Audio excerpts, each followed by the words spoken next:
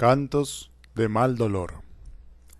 A veces pienso que ella es lo único que existe, pero ya es bastante. Me atarea, me desborda. Yo veo su fuerza atroz, unida a la inescrutable malicia que la vigoriza. Esta cosa inescrutable es principalmente lo que yo odio.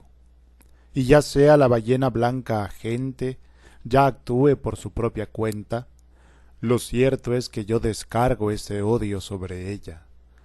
Moby Dick, capítulo 36. Loco dolente.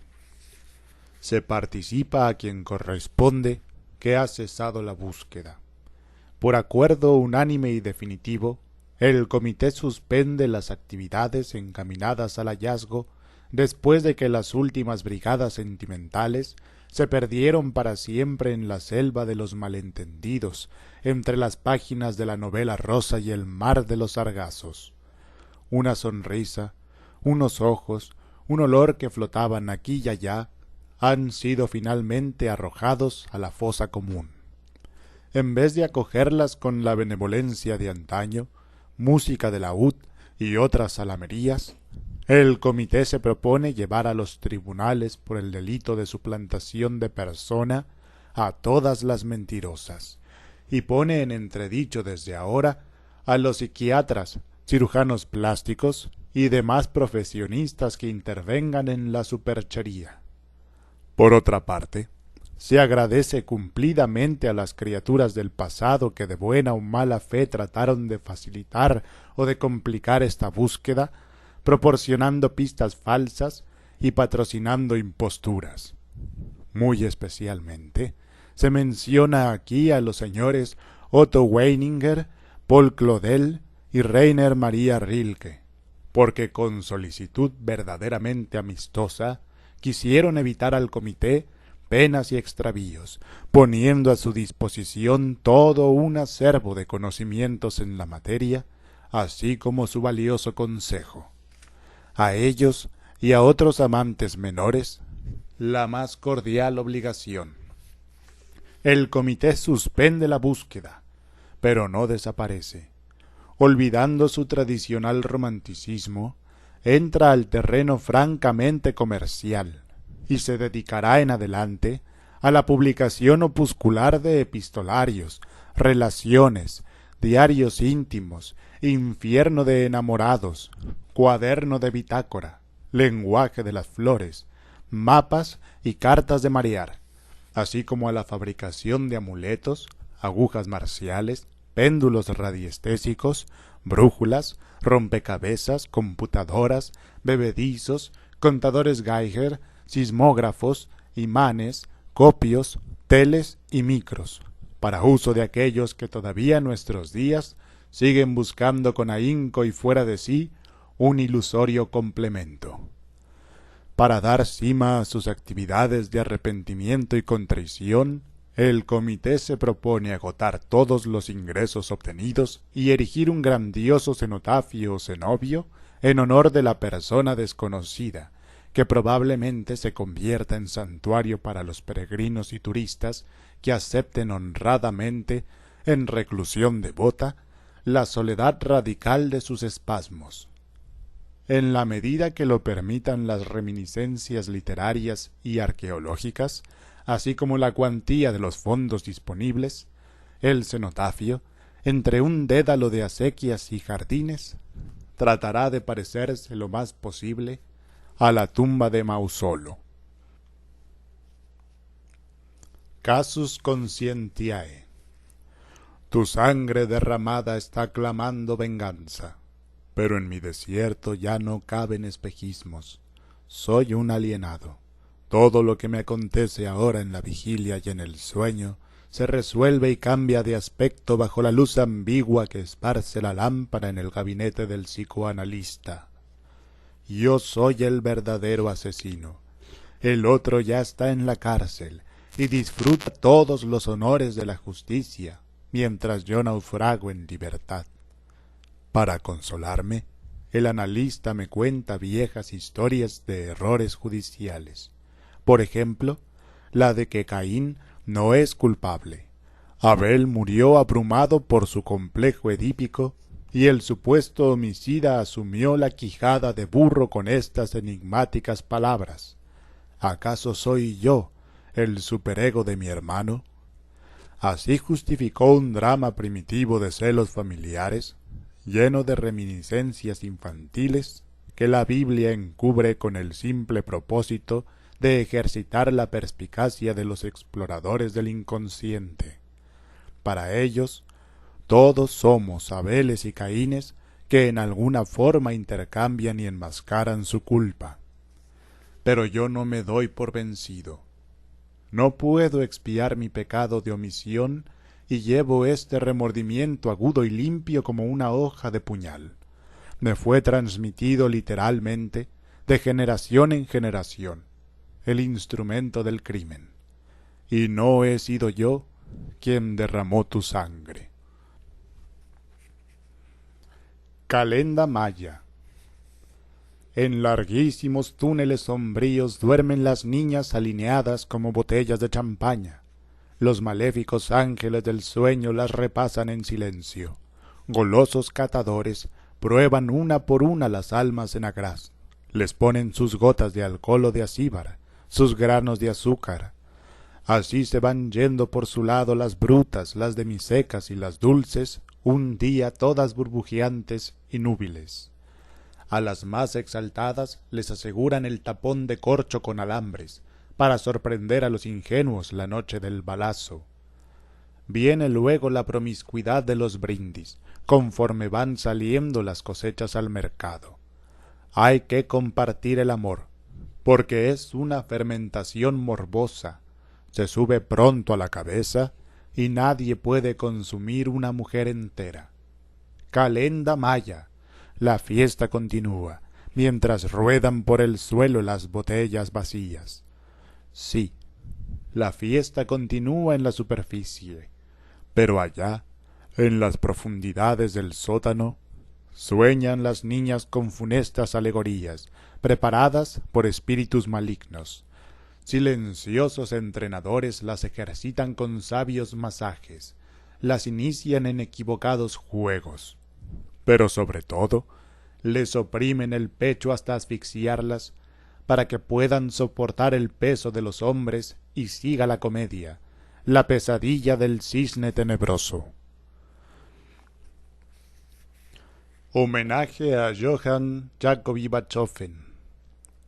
Divina Psiquis, dulce mariposa invisible. R.D. Abrumado por las diosas madres que lo agaban telúricas en senos pantanosos, el hombre dio un paso en seco y puso en su lugar para siempre a las mujeres. ¿Para siempre?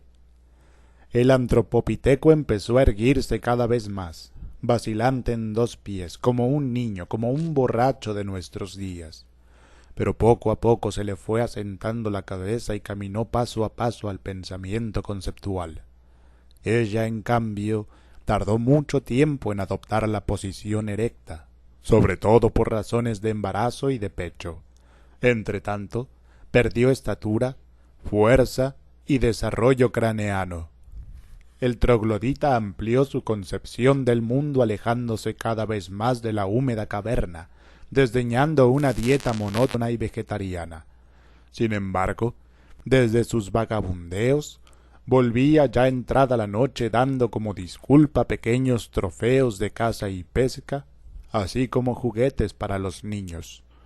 Cuando llegaba con las manos vacías, ebrio de aventuras y contemplaciones, ante los gruñidos de reclamo y descontento, su espíritu desarrolló el recurso del pulgar oponible, origen de todas las técnicas, haciendo el ademán característico que ha llegado hasta nosotros como signo injurioso, las higas caras a Santa Teresa y a Góngora.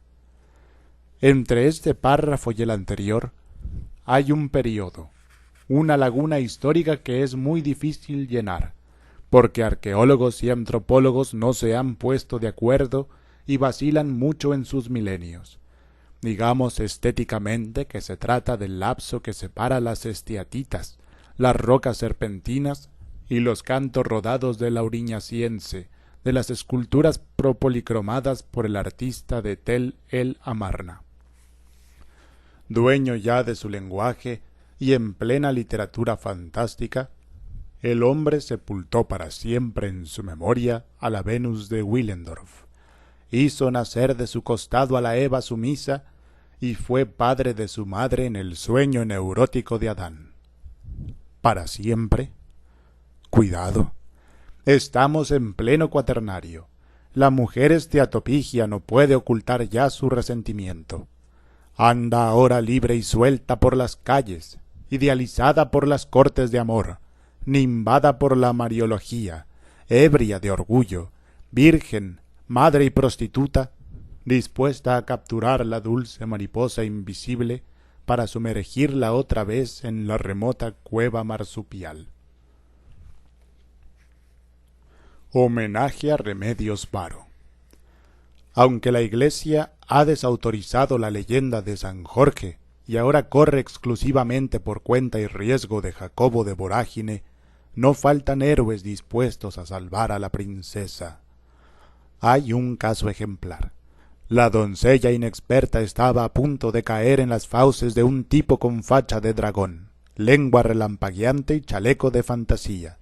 En vez de echar mano a la espada, el hijodalgo guardó las distancias y desfizo el entuerto de una manera ingeniosa.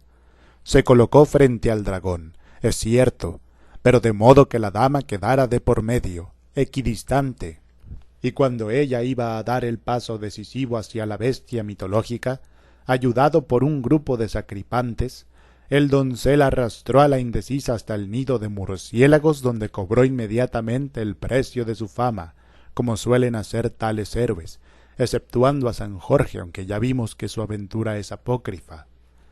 Cuentan las malas lenguas que el joven protagonista de nuestra historia escapó de un cuadro de remedios, que tiene hábitos de vampiro y se ha dedicado a chuparle la sangre a la princesa, mariposa a quien salvó de la muerte de fuego. La noticia. Yo acariciaba las estatuas rotas. Sepe. El golpe fue tan terrible que para no caer tuve que apoyarme en la historia. Sin venir al caso me vi en la tina de baño, sarnoso Marat frente a Carlota Corday. El suelo se me ha ido de los pies y la memoria en desorden me coloca en puras situaciones infames. Soy por Margarita de Borgoña arrojado en un saco al Sena. Teodora me manda degollar en el hipódromo. Coatlicue me asfixia bajo su falda de serpientes. Alguien me ofrece al pie de un árbol la fruta envenenada. Ciego de cólera, derribé las columnas de Sansón sobre una muchedumbre de cachondas filisteas. Afortunadamente siempre he llevado largos los cabellos, por las dudas. Una procesión de cornudos ilustres me pasó por la cabeza, y yo elegí entre todos a Urías elitita. Valientemente me puse a su lado en la primera línea del combate, mientras David se acostaba con Betsabé, y nos dimos la mano moribundos. Finalmente me refugié en el rapto de las Sabinas, y allí, entre una bárbara confusión de cabelleras, brazos, piernas y alaridos, me hice el perdedizo. Dejé que se las llevaran a todas, tranquilamente, y la que estaba dándome la noticia se convirtió en un fantasma incoloro. Como los romanos adoptaron hasta las niñas recién nacidas, la historia de nuestro pueblo concluye felizmente en la anécdota del rapto. No más asuntos de mujeres.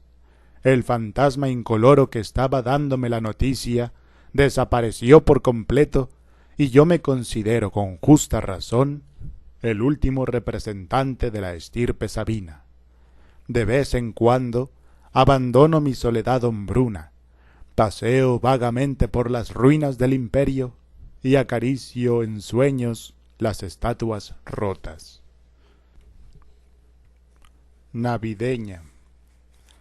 La niña fue a la posada con los ojos vendados para romper la piñata, pero la quebraron a ella. Iba con traje de fiesta, en cuerpo de tentación y alma de consentimiento.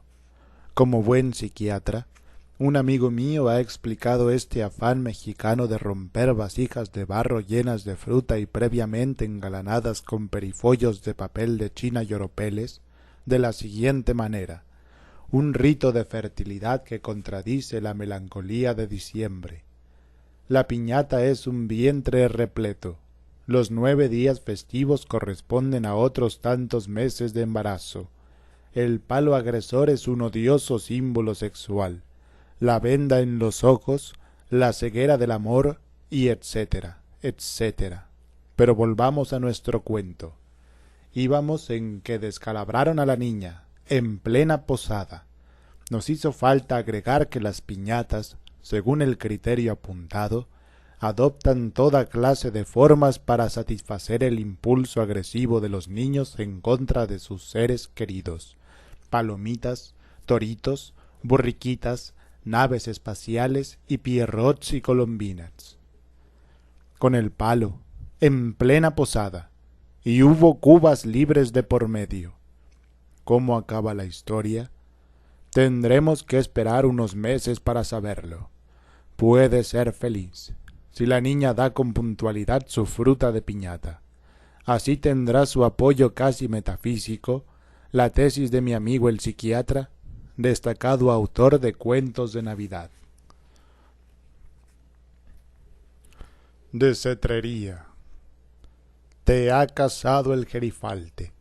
El halcón palumbario que llenó mi espíritu de duelo planeaba desde hace tiempo sobre el paisaje, pero no creí que la retórica de sus giros egocéntricos pudiera mover tu corazón.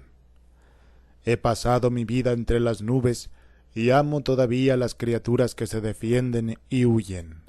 Guardo en la memoria el fantasma de una paloma inalcanzable que palpita para mí. Hacia ella sigo volando, cada vez con menos brío.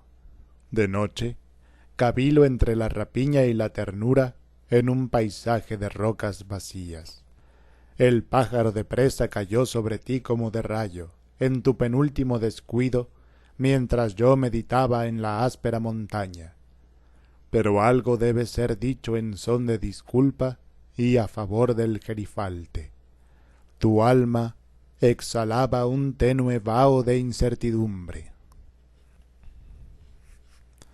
El Rey Negro. Yo soy el tenebroso, el viudo, el inconsolable que sacrificó su última torre para llevar un peón femenino hasta la 7ª línea, frente al alfil y el caballo de las blancas. Hablo desde mi base negra.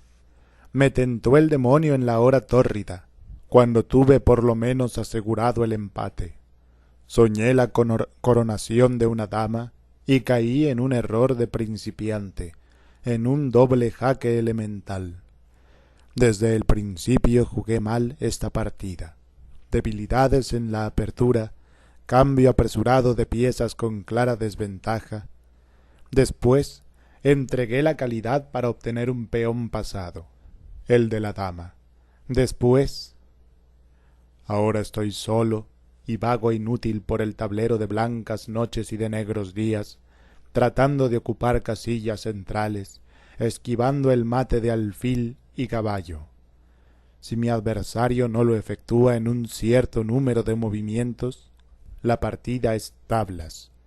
Por eso sigo jugando, atenido en última instancia al reglamento de la Federación Internacional de Ajedrez, que a la letra dice: artículo 12, la partida es tablas, inciso 4, cuando un jugador demuestra que 50 jugadas por lo menos han sido realizadas por ambas partes sin que haya tenido lugar captura alguna de pieza ni movimiento de peón. El caballo blanco salta de un lado a otro, sin ton ni son, de aquí para allá y de allá para acá. ¿Estoy salvado? Pero de pronto me acomete la angustia y comienzo a retroceder inexplicablemente hacia uno de los rincones fatales. Me acuerdo de una broma del maestro Simagín. El mate de alfil y caballo es más fácil cuando uno no sabe darlo y lo consigue por instinto, por una implacable voluntad de matar. La situación ha cambiado. Aparece en el tablero el triángulo de Deletang y yo pierdo la cuenta de las movidas. Los triángulos se suceden uno tras otro hasta que me veo acorralado en el último. Ya no tengo sino 3 casillas para moverme. 1 caballo rey y 1 y 2 torre. Me doy cuenta entonces de que mi vida no ha sido más que una triangulación. Siempre elijo mal mis objetos amorosos y los pierdo uno tras otro como el peón de 7 damas. Ahora 3 figuras me acometen: rey, alfil y caballo.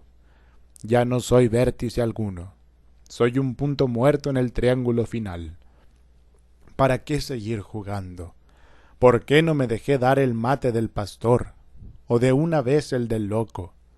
¿Por qué no caí en una variante del Egal? ¿Por qué no me mató Dios mejor en el vientre de mi madre, dejándome encerrado allí como en la tumba de Filidor? Antes de que me hagan la última jugada, decido inclinar mi rey, pero me tiemblan las manos y lo derribo del tablero. Gentilmente, mi joven adversario lo recoge del suelo, lo pone en su lugar y me mata en 1 torre con el alfil. Ya nunca más volveré a jugar al ajedrez. Palabra de amor. Dedicaré los días que me quedan de ingenio al análisis de las partidas ajenas, a estudiar finales de reyes y peones, a resolver problemas de mate en 3, siempre y cuando en ellos sea obligatorio el sacrificio de la dama. Homenaje a Otto Weininger. Al rayo del sol la sarna es insoportable. Me quedaré aquí en la sombra, al pie de este muro que amenaza derrumbarse. Como buen romántico, la vida se me fue detrás de una perra. La seguí con celo entrañable. A ella, la que tejió laberintos que no llevaron a ninguna parte, ni siquiera al callejón sin salida donde soñaba atraparla.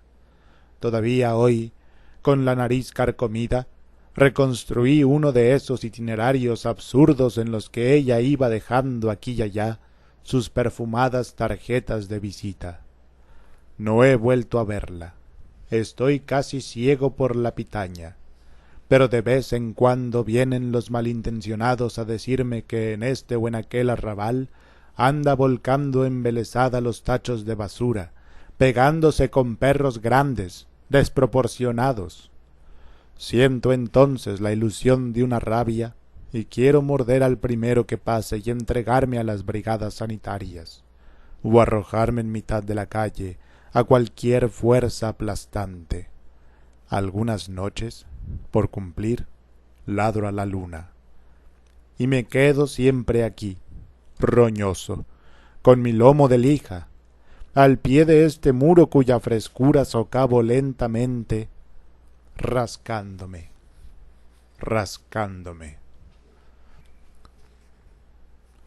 Metamorfosis. Como un meteoro capaz de resplandecer con luz propia a mediodía, como un joyel que contradice de golpe a todas las moscas de la tierra que cayeron en un plato de sopa, la mariposa entró por la ventana y fue a naufragar directamente en el caldillo de lentejas.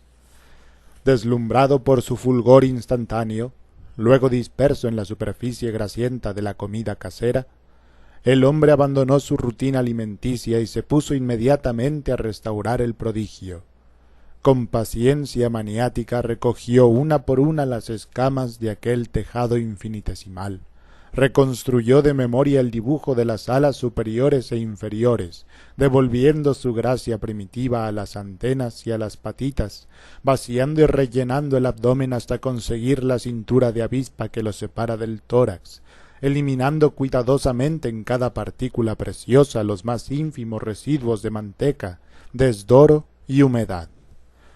La sopa lenta y conyugal se enfrió definitivamente. Al final de la tarea, que consumió los mejores años de su edad, el hombre supo con angustia que había disecado un ejemplar de mariposa común y corriente, una Afrodita vulgaris maculata, de esas que se encuentran por millares, clavada con alfileres toda la gama de sus mutaciones y variantes, en los más empolvados museos de historia natural y en el corazón de todos los hombres. Cocktail Party. Me divertí como loca, dijo Mona Lisa con su voz de falsete, y ante ella se extasiaron reverentes los imbéciles en coro de ranas boquiabiertas. Su risa dominaba los salones del palacio como el chorro solista de una fuente insensata, esa noche en que las aguas de amargura penetraron hasta mis huesos. Me divertí como loca. Yo asistía a la reunión en calidad de representante del espíritu y recibía a cada paso los parabienes, los apretones de mano, los canapés de caviar y los cigarrillos, previa exhibición de mis credenciales. En realidad había ido solamente por ver a Mona Lisa. ¿Qué pinta usted por ahora? Los monstruos de brocado y pedrería iban y venían en el acuario de humo, de arrayán venenoso y gorgoritos. Ciego de cólera y haciendo brillar mis linternas de fósforo en la sombra, quise atraer la atención de Mona Lisa hacia las grandes profundidades. Pero ella sólo picaba en anzuelos superficiales, y los elegantes de verbo ampuloso la devoraban con los ojos. Me divertí como loca. Finalmente tuve que esconderme en un rincón de la fiesta, rodeado por falsos discípulos, con mi vaso de cicuta en la mano. Una señora de edad se acercó para decirme que quería tener en su casa algo mío, un pastel de sorpresa para su próximo banquete, una tina de baño con llave mezcladora para el agua caliente, o unas estatuas de nieve, como esas tan lindas que Miguel Ángel modela los inviernos en el Palacio Médicis. En mi calidad de representante del espíritu, ignoré cortésmente todas las insinuaciones de la señora, pero la asistí en su parto de difíciles ideas. Me quedé un rato más, hasta apurar las heces de mi último highball, y tuve ocasión de despedirme de Mona Lisa. En el umbral de la puerta, con el rostro perdido en su abrigo de pieles, me confesó sinceramente, así entre nos, que se había divertido como loca. La trampa. Hay un pájaro que vuela en busca de su jaula. Franz Kafka. Cada vez que una mujer se acerca turbada y definitiva, mi cuerpo se estremece de gozo y mi alma se magnifica de horror. Las veo abrirse y cerrarse, rosas inermes o flores carniceras, en sus pétalos funcionan goznes de captura, párpados tiernos suavemente aceitados de narcótico. En torno a ellas zumba el enjambre de jóvenes moscardones pedantes, y caigo en almas de papel insecticida, como en charcos de jarabe. Experto en tales accidentes, despego una por una mis patas de libélula, pero la última vez quedé con el espinazo roto, y aquí voy volando solo. Sibilas mentirosas, ellas quedan como arañas enredadas en su tela, y yo sigo otra vez volando solo, fatalmente, en busca de nuevos oráculos. Oh maldita, acoge para siempre el grito del espíritu fugaz, en el pozo de tu carne silenciosa. Caballero desarmado. Yo no podía quitarme semejantes ideas de la cabeza, pero un día mi amigo el arcángel, al doblar una esquina y sin darme tiempo siquiera de saludarlo, me cogió por los cuernos y levantándome del suelo con sinceridad de atleta, me hizo dar en el aire una vuelta de carnero. Las astas se rompieron al ras de la frente, tour de force magnifique, y yo caí de bruces, cegado por la doble hemorragia. Antes de perder el conocimiento, esbocé un gesto de gratitud hacia el amigo que se escapaba corriendo y gritándome excusas. El proceso de cicatrización fue lento y doloroso, aunque yo traté de acelerarlo lavándome a diario las heridas con un poco de sosa cáustica disuelta en aguas del Eteo. Volví a ver hoy al arcángel, en ocasión de mi 40º cumpleaños. Con gesto exquisito me trajo mis cuernos de regalo, montados ahora en un hermoso testuz de terciopelo. Instintivamente los coloqué en la cabecera de mi lecho como un símbolo práctico y funcional. De ellos he colgado esta noche, antes de acostarme, todos mis arreos de juventud. Postscriptum. Ya con el cañón de la pistola en la boca, apoyado contra el paladar, entre un aceitoso y frío sabor de acero pavonado, sentí la náusea incoercible que me producen todas las frases hechas. A nadie no temas. No voy a poner aquí tu nombre, tú, a quien debo la muerte melancólica que me diste hace un año y que yo aplacé lúcidamente para no morir como un loco. ¿Te acuerdas? Me dejaste solo, boxeador noqueado en su esquina con la cabeza metida en un cubo de hielo. Es cierto, bajo el golpe me sentí desfigurado, confuso, indefinible, y todavía me veo caminar falsamente, cruzando la calle con el cigarro apagado en la boca, hasta el poste de enfrente. Llegué a mi casa borracho, volviendo el estómago. De bruces en el lavabo, levanté la cabeza y me vi en el espejo. Tenía una cara de greco, de bobo de Toledo, y no quise morirme con ella. Destruyendo esa máscara, se me fue todo un año.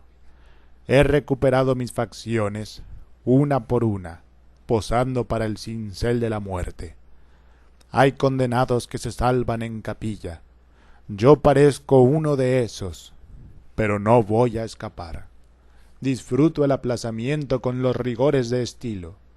Y aquí estoy, todavía vivo, bloqueado por una frase. No se culpe a nadie. Achtung, liebende Tiere. Había una vez una niña chiquita, que daba mucha lata en el zoológico. Se metía en la jaula de las bestias dormidas y les tiraba la cola. El brusco despertar de los feroces era precisamente la salvación de la criatura que se escapaba corriendo. Pero un día la niña fue a dar con un león flaco, desprestigiado y solitario, que no se dio por aludido. La niña abandonó los tirones de cola y pasó a mayores. Se puso a hacerle cosquillas al dormido y le revolvió una por una todas las ideas de la melena. Ante aquella total ausencia de reflejos, se proclamó en voz alta domadora de leones. La fiera volvió entonces dulcemente la cabeza y se tragó a la niña de un solo bocado. Las autoridades del zoológico pasaron un mal rato, porque la noticia salió en todos los periódicos.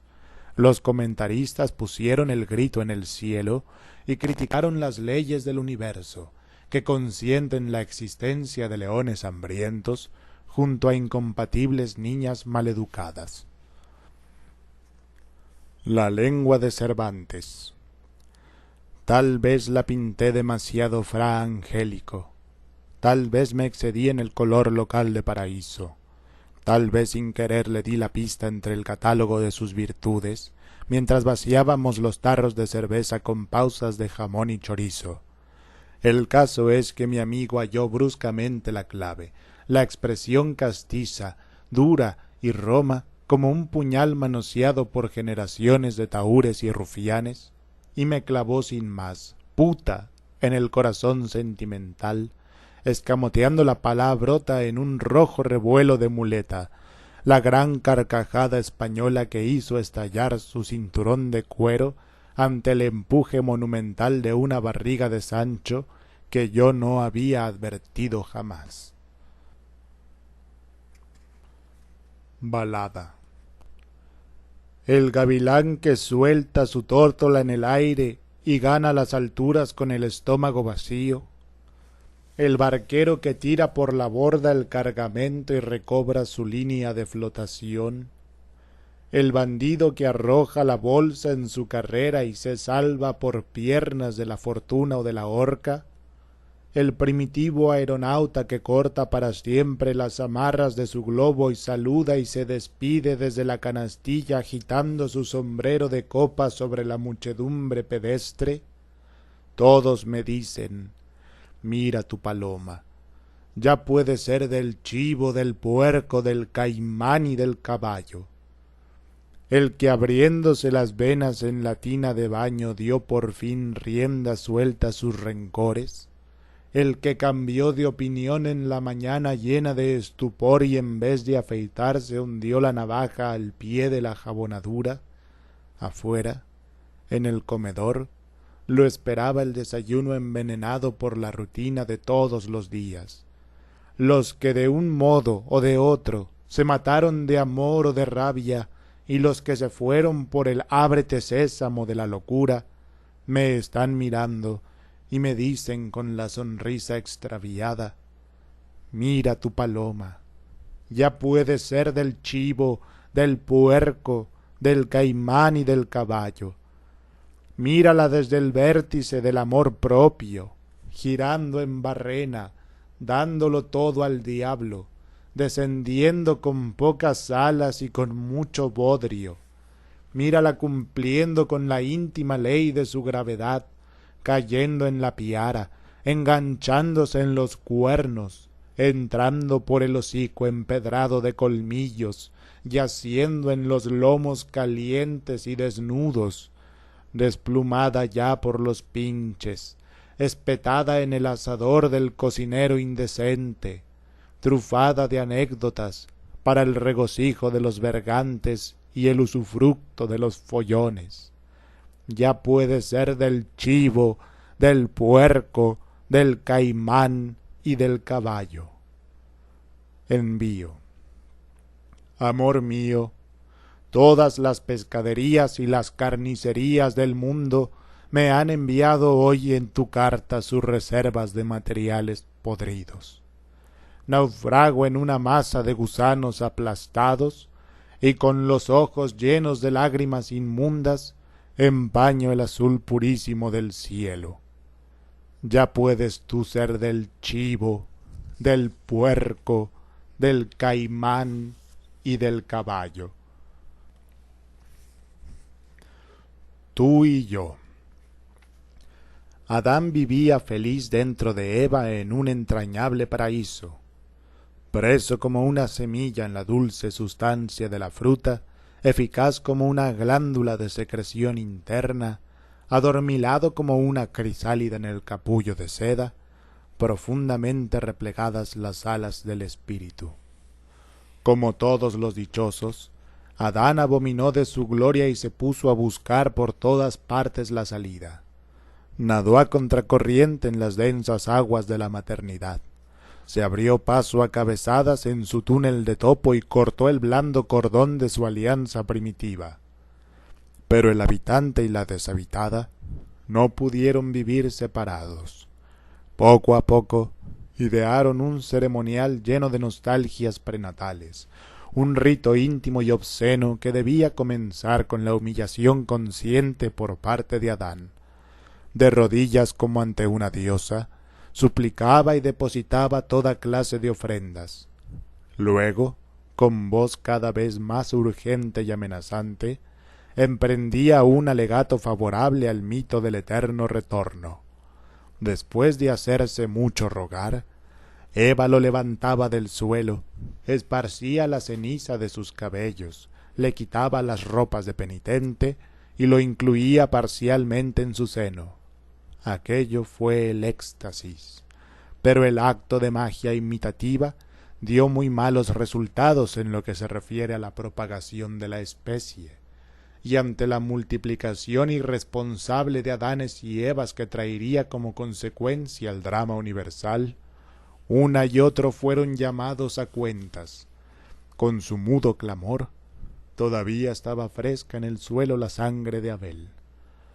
Ante el Tribunal Supremo, Eva se limitó, entre cínica y modesta, a hacer una exhibición más o menos velada de sus gracias naturales, mientras recitaba el catecismo de la perfecta casada.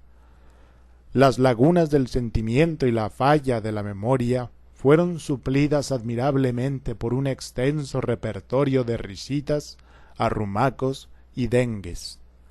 Finalmente, hizo una espléndida pantomima del parto doloroso.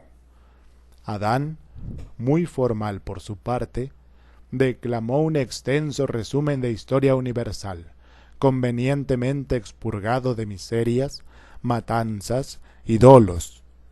Habló del alfabeto y de la invención de la rueda, de la odisea del conocimiento, del progreso de la agricultura y del sufragio femenino, de los tratados de paz y de la lírica provenzal. Inexplicablemente, nos puso a ti y a mí como ejemplo, nos definió como pareja ideal, y me hizo el esclavo de tus ojos. Pero de pronto hizo brillar, ayer mismo, esa mirada que viniendo de ti, por siempre nos separa. El encuentro. Dos puntos que se atraen no tienen por qué elegir forzosamente la recta. Claro que es el procedimiento más corto, pero hay quienes prefieren el infinito. Las gentes caen unas en brazos de otras sin detallar la aventura. Cuando mucho avanzan en zig-zag, pero una vez en la meta corrigen la desviación y se acoplan.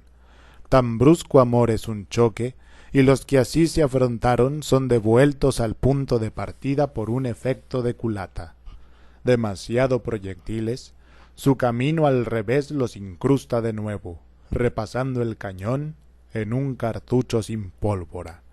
De vez en cuando, una pareja se aparta de esta regla invariable. Su propósito es francamente lineal y no carece de rectitud. Misteriosamente optan por el laberinto. No pueden vivir separados. Esta es su única certeza y van a perderla buscándose. Cuando uno de ellos comete un error y provoca el encuentro, el otro finge no darse cuenta y pasa sin saludar. Dama de pensamientos. Esa te conviene, la dama de pensamientos. No hace falta consentimiento ni cortejo alguno, solo, de vez en cuando, una atenta y encendida contemplación.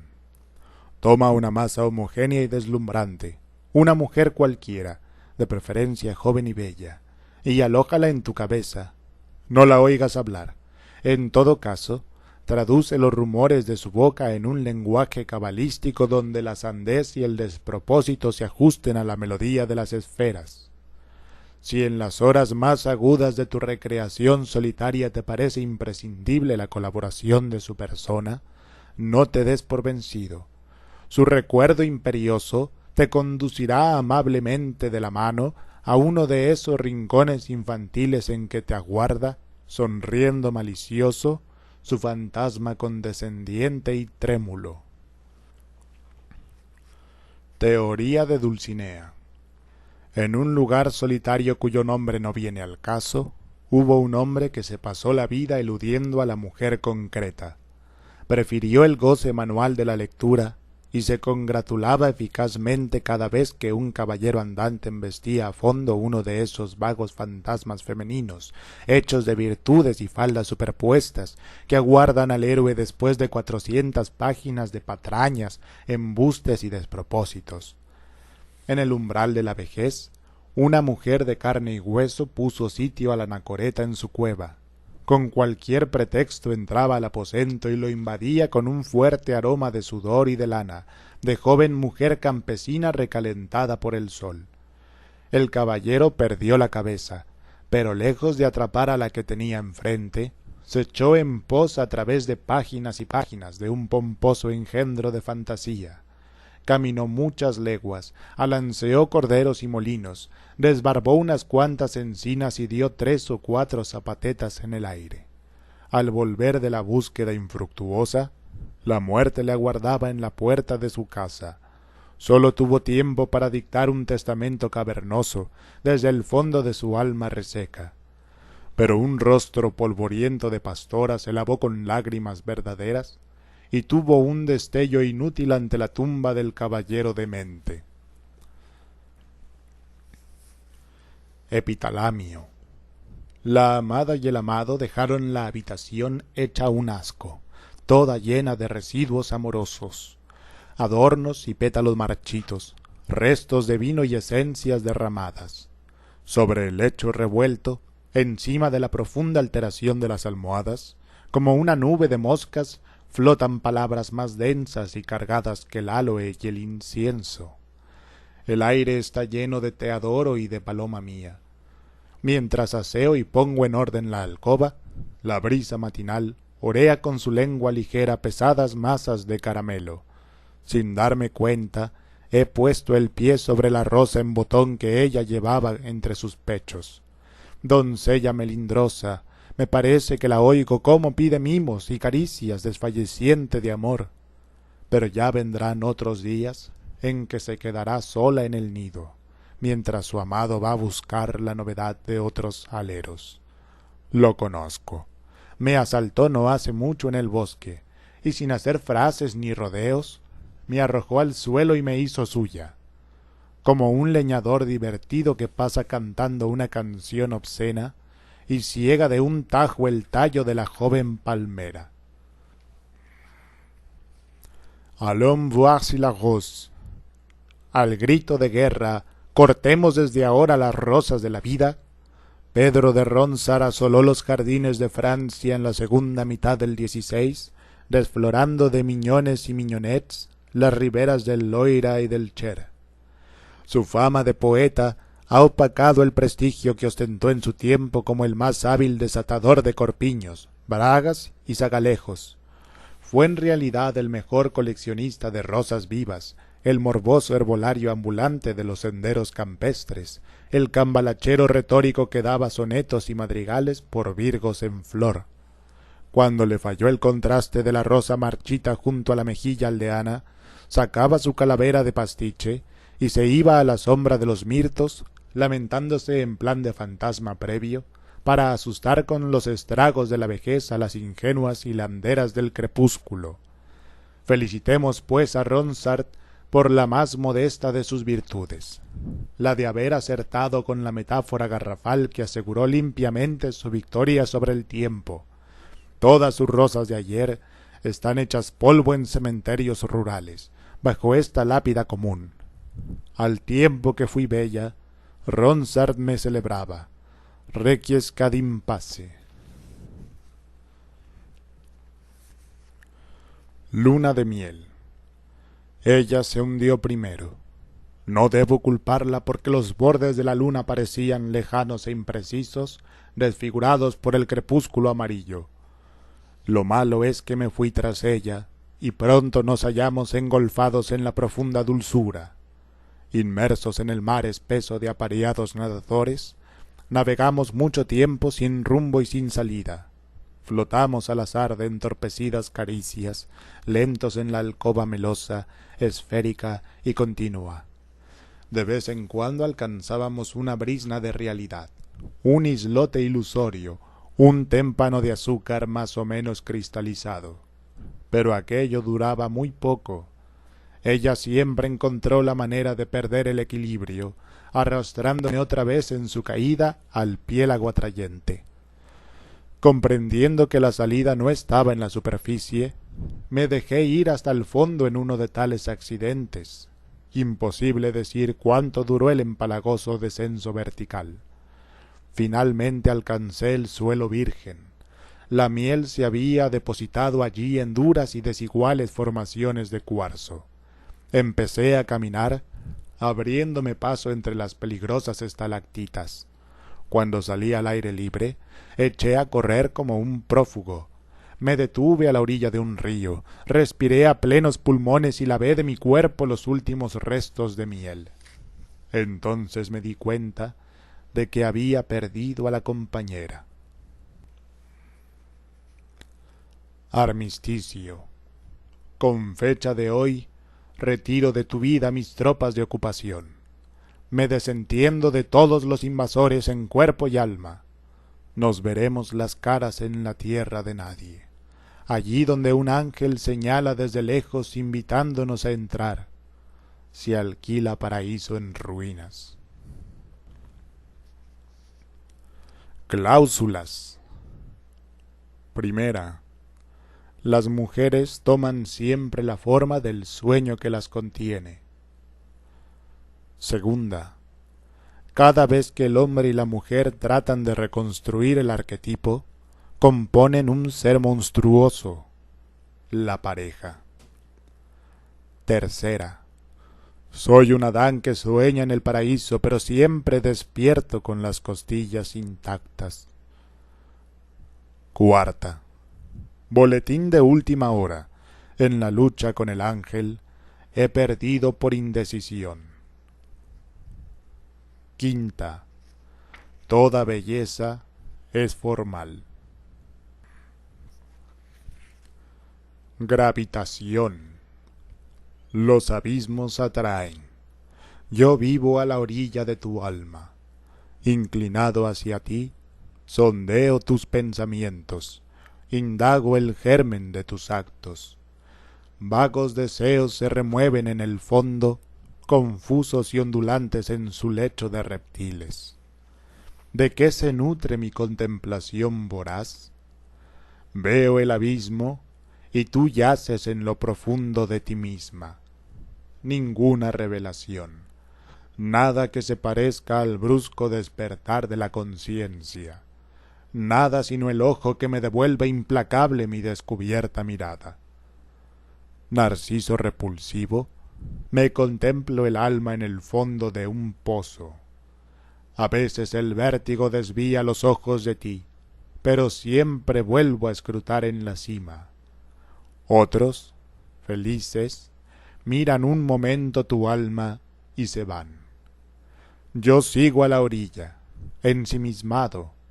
Muchos seres se despeñan a lo lejos. Sus restos yacen borrosos, disueltos en la satisfacción. Atraído por el abismo, vivo la melancólica certeza de que no voy a caer nunca.